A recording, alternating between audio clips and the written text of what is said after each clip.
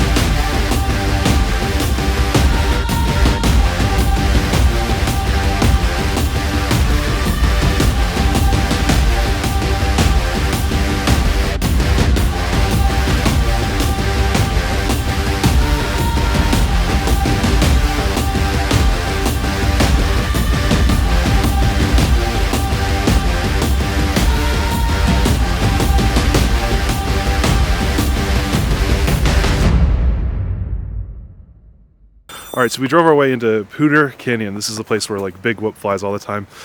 We just kept driving until we found a spot that we liked, and this is the one. We're pretty sure we can cross the river down there and make a recovery if we have to. We've got cliffs, we've got long range, we've got clouds up at the top, we've got this beautiful snow, which hopefully won't cause any problems, but this is awesome. I'm super looking forward to this.